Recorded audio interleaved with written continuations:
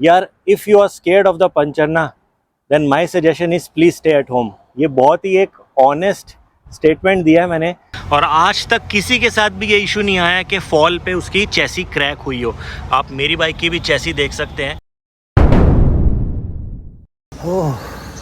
Very good morning friends, कैसे हैं आप सब? मैं बहुत बढ़िया नहीं हूँ क्योंकि मैं इस टाइम आउटडोर में हूँ, धूप में। और पता नहीं यार इंद्र देवता हम लोगों से इतने नाराज़ क्यों हैं।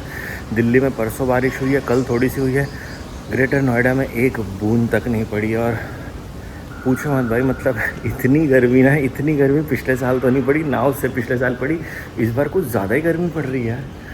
और आप लोग कैसे? मैं बहुत ही बढ़िया हूँ। ट्रिप से हम लोग वापस आ गए थे, मेरे ख्याल से 1 हफ़्ता हो चुका है, और प्लानिंग चल रही है नई ट्रिप की। और आज 1 महीने बाद मैं अपनी हिमालयन निकाल रहा हूँ, 1 महीने से भी ऊपर हो चुका है। तो चलिए देखते हैं चल के।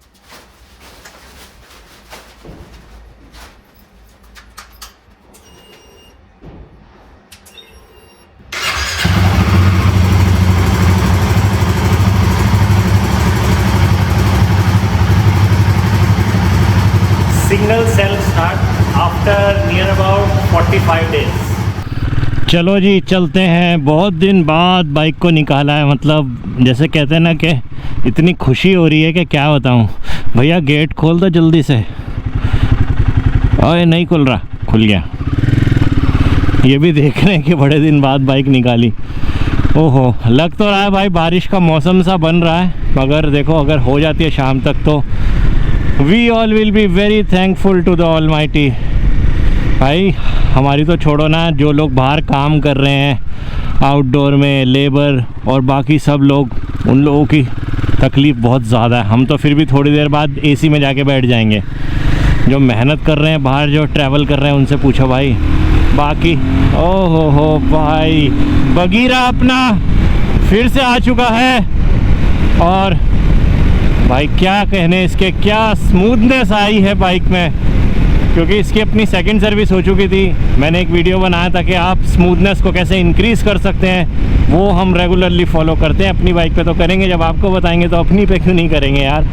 और बाइक की लाइफ यार ऐसे ही रहती है, मतलब बढ़िया रहती है अगर आप छोटी छोटी चीज़ों का ध्यान रखेंगे ना। अपनी मशीनरी, सिर्फ बाइक नहीं, कार या कोई भी मशीन हो आपके पास, आप जितना उसका ध्यान रखेंगे वो आपको रिटर्न में वैसी ही परफॉर्मेंस देगी।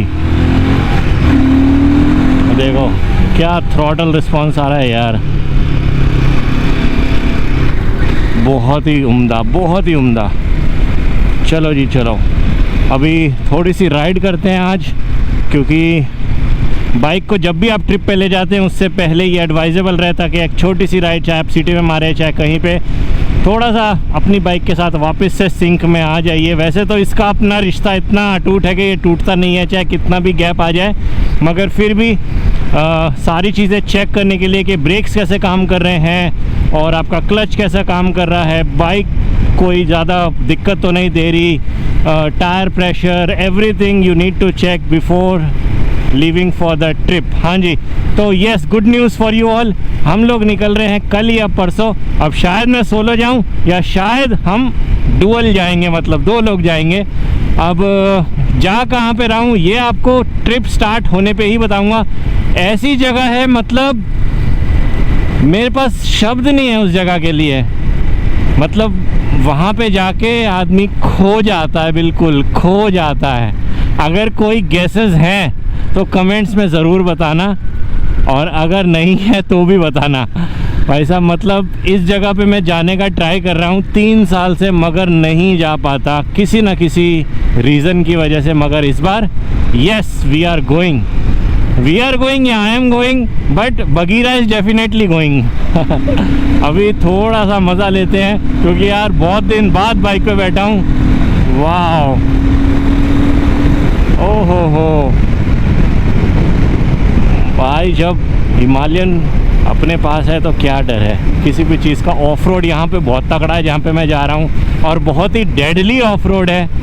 और देखो मैं वही कह रहा हूँ ना, हिमालयन है तो कोई टेंशन नहीं है। बाकी अभी कहीं पे रुकते हैं, और वो जो चैसी ब्रेक वाला इशू चल रहा है इतने दिन से, मैं उस पर अपने व्यूज़ आपको थोड़े से देता हूँ। देखिए बहुत ज़्यादा तो हम एग्जैक्टली नहीं बता सकते हैं, और जो चीज़ें सामने आई हैं और जो हमारी इवैल्यूएशन है, मतलब मेरी इवैल्यूएशन है, उसके अकॉर्डिंग मैं आपको बताता हूँ। थोड़ा सा पहले राइड करें और राइड का मज़ा लेते हैं। हमारी प्रॉपर एक ट्रिप स्टार्ट हो रही है कल या परसों से, और मैं बहुत एक्साइटेड हूँ। और आप लोगों से ये स्पेशल रिक्वेस्ट है भाई कि वीडियो को लाइक और शेयर ज़रूर करा करो, लाइक ज़रूर करा करो, क्योंकि आप जितना वीडियो को लाइक करेंगे उतना YouTube को ये मैसेज पहुंचता है कि हाँ वीडियो अच्छा है और ये वीडियो नए यूज़र्स को भी रेकमेंड होता है।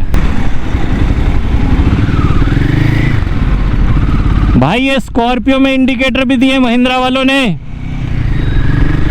उनका यूज़ भी तो कर लो। ली गाड़ी मोड़ दी, चलो क्या कहने यार, मतलब ऐसे ही हैं इधर लोग थोड़े से। ब्रेक पैड तो बाइक के ऑल राइट हैं एकदम, अभी जब सेकंड सर्विस हुई थी, मगर मुझे क्यों लग रहा है कि हल्का सा जो फ्रंट वाला ब्रेक है हल्का सा कम है, हल्का सा बाइट कम लग रहा है। देखते हैं, चलो रुक के देखते हैं, या एक काम करते हैं, पास में सर्विस सेंटर है वहाँ चलते हैं, अपने पुराने दोस्त यार हैं उनसे भी इसी बहाने मिल लेंगे।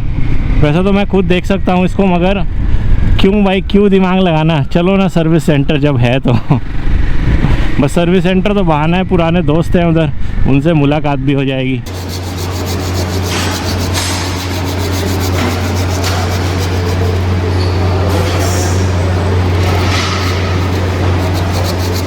तो इतनी देर का ही काम था यार। वैसे ये आप खुद भी कर सकते हैं, 2 नट होते हैं, 2 नट आपने देखे जो उसने बंदे ने खोले, 2 नट होते हैं कैलिपर वाले, वो आप खोलो, रेग मार लो, उनके बीच में जो ब्रेक पैड होते हैं उनके बीच में जो जगह होती है, स्पेस होती है, वहाँ पे आप एक बार मार दो। रीज़न इसका यही होता है, मैंने भी यही एंटिसिपेट करा था, रीज़न ये होता है कि जैसे आपकी बाइक कुछ दिन खड़ी रहती है ना, तो वहाँ पे कार्बन जम जाता है। बाइक जब चलती रहती है तो वो चीज़ सही रहती है। तो ये चीज़ें तभी इम्पॉर्टेंट होती हैं कि एकदम नहीं कि हाँ कल जाना है, मैं कल सुबह बैग लगा के ही बाइक को निकालूंगा, नहीं, 1 या 2 दिन पहले बाइक को चेकअप कर लो पूरा का पूरा, चाहे 5 किलोमीटर चलाओ चाहे 2 किलोमीटर चलाओ, सारी चीज़ें चेक कर लो। अभी देखो पीछे कोई चीज़ नहीं है, अभी चेक करते हैं। ये देखो, ये जो बाइट था ना वो हल्का सा मिसिंग हो रहा था, अब ठीक है। तो ये खड़ी है भाई हमारी Himalayan 450, also known as Bagheera, और 45 दिन बाद निकाली। मैंने वॉश नहीं कराई है, वॉश करके ही खड़ी करी थी। PPF बाइक पे हुआ हुआ, इसलिए मैं जो माइक्रो फाइबर है वो मैंने मार दिया। और बाइक की आप कंडीशन देखो यार, this is the way you keep your bike, और you should keep your bike. अपनी बाइक को जितना आप अच्छे तरीके से रखेंगे वो आपको वैसा ही रिस्पॉन्स देगी। और सिर्फ ये बाइक के लिए नहीं है, ये किसी भी मशीनरी के लिए है, ठीक है। तो अब बात करते हैं जब मोस्ट इम्पॉर्टेंट टॉपिक पे। बहुत ज़्यादा इसमें डिस्कस नहीं करेंगे क्योंकि यार इसमें बहुत ज़्यादा डिस्कस करने के लिए कुछ है नहीं। चेसी ब्रेक क्यों हुई थी? अब जो हमारी हिमालयन 450 की चेसी है ना, ये बेसिकली 3 पॉइंट्स पे है, लगी है अपनी मोटरसाइकिल में। तो डिपेंड करता है कि बोल्ट्स कैसे यूज़ होते हैं। जब भी हम लोग बाइक लेते हैं ना, तो आफ्टर मार्केट क्रैश गार्ड लगा लिया, या ये जो अपना कंपनी का आता है रॉयल इनफील्ड का, ये लोग लगाते हैं, ठीक है। अब जो कंपनी के क्रैश गार्ड्स होते हैं उसमें क्या होता है, जो नट्स होते हैं वो बहुत सही तरीके के होते हैं, बहुत सही मेक होती है उनकी, और दे मेक श्योर अगर आप कंपनी से लगवाते हैं कि जो आपका टॉर्क रेंच होता है, तो उस टॉर्क जो होता है, जो SOP के अकॉर्डिंग ये सारे टाइट होते हैं। आप जब आप आफ्टर मार्केट लगवाते हैं ना, तो कई बार ये होता है वो अनइवन रहता है, या तो ज़्यादा टाइट हो जाता है या ज़्यादा लूज़ रह जाता है थोड़ा, और इंजन जो है चेसी पे लगा रहता है, आपको पता है। तो इंजन वाइब्रेट करता ही है जब चलता है। तो वाइब्रेशन के कारण क्या होता है, कई बार जो आपके अनइवन बोल्ट्स होते हैं वो लूज़ भी होते हैं, और जो बेकार क्वालिटी के बोल्ट्स होते हैं। और सबसे मेन बात, जो क्रैश गार्ड होता है, जो आपके कंपनी क्रैश गार्ड्स होते हैं ना, ये इस तरीके से डिज़ाइन होते हैं कि ये इम्पैक्ट चेसी पे नहीं आने देते। आफ्टर मार्केट क्रैश गार्ड्स इतने लोगों ने बनाए हैं हिमालयन 450 लॉन्च के बाद, मगर वो लोग ये मेक श्योर करना भूल जाते हैं कि आप लोगों को क्वालिटी भी मेंटेन करनी है साथ साथ। उनका इम्पैक्ट क्या होता है, छोटा सा फॉल होगा या कुछ भी होगा ना, वो पूरा का पूरा इम्पैक्ट चेसी पे देंगे। क्यों? क्योंकि उनकी जो प्लेसमेंट है वो सही नहीं है।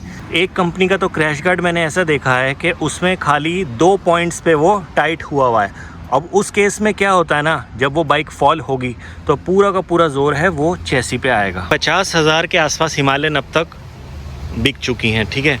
50,000 में से आई थिंक 2 में ये इशू आया, तो आप रेशियो लगा लीजिए, और उन दोनों में आफ्टर मार्केट क्रैश गार्ड लगे थे, और जो बोल्ट्स की क्वालिटी थी वो भी अच्छी नहीं थी।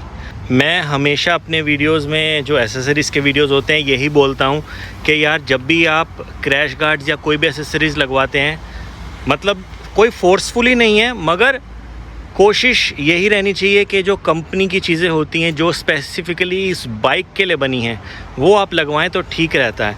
उसमें क्या होता है, फिटमेंट में और किसी चीज़ में कोई इशू नहीं आता। और सिर्फ फिटमेंट में नहीं, जब बाइक फॉल होती है ना, तो वो जो क्रैश गार्ड है, या जैसे आपका ये फॉर इंस्टेंस सैडल स्टे हो गया, ये क्या होता है, ये जो आपकी बाइक की बॉडी होती है ना, ये उस पर इम्पैक्ट नहीं डालते हैं। सच बताऊंगा, टू बी वेरी ऑनेस्ट, जो अभी 2 बाइक्स का जो चेसी टूटा है या क्रैक हुआ है, जो भी हुआ है, मैंने पिक्चर्स ही देखी, और पिक्चर्स को देख के साफ पता लग रहा है कि वो क्रैश गार्ड की वजह से हुआ है।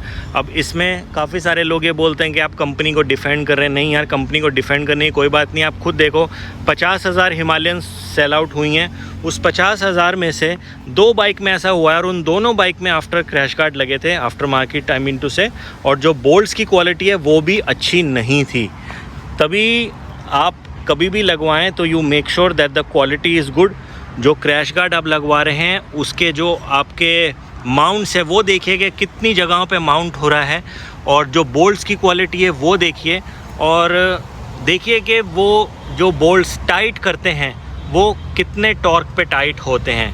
ऐसा नहीं है कि बहुत ज़्यादा टाइट हो, क्योंकि बहुत ज़्यादा टाइट होंगे तो जब बाइक का फॉल होगा तो वो डेफिनेटली चेसी पे इम्पैक्ट करेगा। तभी बहुत ज़्यादा ज़रूरी रहता है कि आप किसी अच्छे जो मैकेनिक होते हैं उनसे ये चीज़ें लगवाएं, क्योंकि उनको आइडिया रहता है, उनको पता रहता है कि कितने टॉर्क पे ये चीज़ें टाइट होती हैं, आई मीन टू से जो बोल्ट्स हैं वो टाइट होते हैं, ठीक है।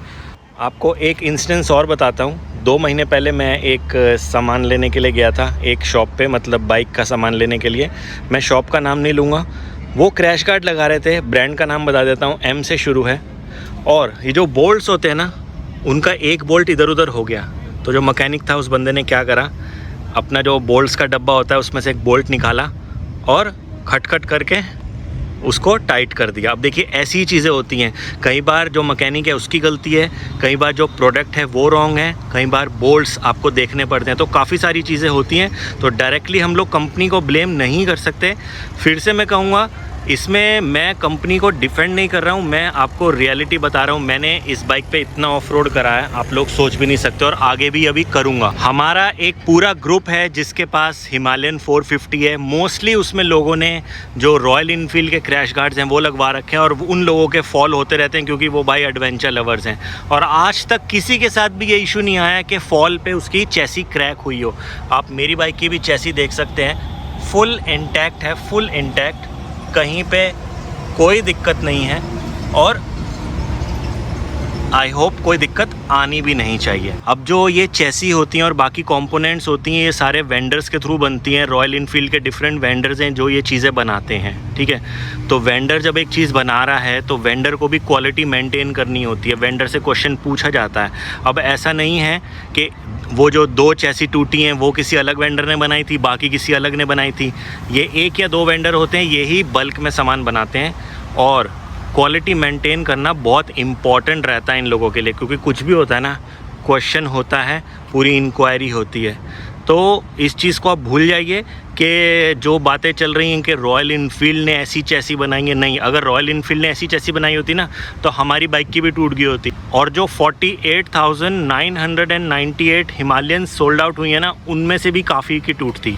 क्यों नहीं टूटी वो आपको रीज़न पता है। तो मेरा तो यार यही मानना है, और ये आपको एडवाइस भी है कि कुछ बातों को इग्नोर करके चला जाता है, क्योंकि जब भी एक प्रोडक्ट लॉन्च होता है, I am not just talking about royal Enfield, किसी भी कंपनी के लिए, तो काफ़ी सारे लोग होते हैं जो कंपनी को डिफेम भी करते हैं। मैं फिर से बोल रहा हूँ, सिर्फ मैं रॉयल इनफील्ड की बात नहीं करता। आप ट्रायम्फ की बाइक ले लीजिए, ट्रायम्फ में ये हो गया, वो हो गया, हिमालयन में ये हो गया, वो हो गया। टू बी वेरी ऑनेस्ट, जो चलाने वाले होते हैं ना, वो इन फालतू की चीज़ों पर ध्यान नहीं देते। अब मैं एक ग्रुप में हूँ, इतने क्वेश्चंस आते हैं दिन भर पंचर को लेके। यार, if you are scared of the puncture ना, then my suggestion is please stay at home. ये बहुत ही एक ऑनेस्ट स्टेटमेंट दिया है मैंने। अगर आप छोटी छोटी चीज़ों से डर गए ना, पंचर हो जाएगा, ये हो जाएगा, वो हो जाएगा, तो आप कभी भी बाइक नहीं चला पाएंगे। Biking is an adventure, so enjoy it at it most. भाई साहब ये कार नहीं है, इसमें आपको गर्मी भी लगेगी, इसमें आपको धूप भी लगेगी, इसमें आपको बारिश भी लगेगी, इसमें आपको ठंड भी लगेगी, इसमें आपको पंचर होने का डर भी होगा, टायर फटने का डर भी होगा, आपको गिरने का डर भी होगा। So these all things together makes it an adventure for life. तो भाई हमने तो ये चूज़ करा है, और आप लोगों की मर्ज़ी है, आप एडवेंचर चूज़ करते हैं या फिर अपना कंफर्ट चूज़ करते हैं। मेरे हिसाब से इन सब चीज़ों के लिए एक बाइकर को, एक राइडर को रेडी रहना पड़ता है, क्योंकि ये सारी चीज़ें लाइफ का पार्ट है, एक बाइकिंग का और राइडिंग का पार्ट है यार। इतना अगर डर के आप बैठेंगे ना कि ये हो जाएगा, वो हो जाएगा, तो आप बाइक नहीं चला पाएंगे। सच बता रहा हूँ मैं। छोटा सा वीडियो था, अपनी ट्रिप कल से शुरू हो जाएगी, और जो इशू था, इशू क्या था, छोटा सा एक मतलब प्रिकॉशन था, वो हमने ले लिया। आपको भी ये सजेशन है, आपकी बाइक भी चेक कर लीजिए ट्रिप पे जाने से पहले फुल तरीके से कि कोई भी चीज़ मिसिंग तो नहीं है, कुछ है तो उसको रेक्टिफाई करा लीजिए। जल्दी से मिलते हैं किसी नए वीडियो में। और हाँ, फिर से बोलता हूँ यार, इट्स अ रिक्वेस्ट, वीडियो को लाइक ज़रूर करा करो और कमेंट ज़रूर करा करो। सिर्फ देख के मत निकला करो, कमेंट ज़रूर करा करो, और अगर पसंद आता है तो शेयर भी कर दिया करो। अपना सपोर्ट बनाए रखिएगा। जल्दी से मिलते हैं अपने ट्रिप के वीडियो में, और ये ट्रिप ऐतिहासिक होने वाली है, बहुत ही बढ़िया। चलिए, you guys take care, have a nice day. मैं चलता हूँ घर को, और चल के नहाते हैं, पानी पीते हैं, और थोड़ा सा रिलैक्स करेंगे भाई। चलो, बाय बाय।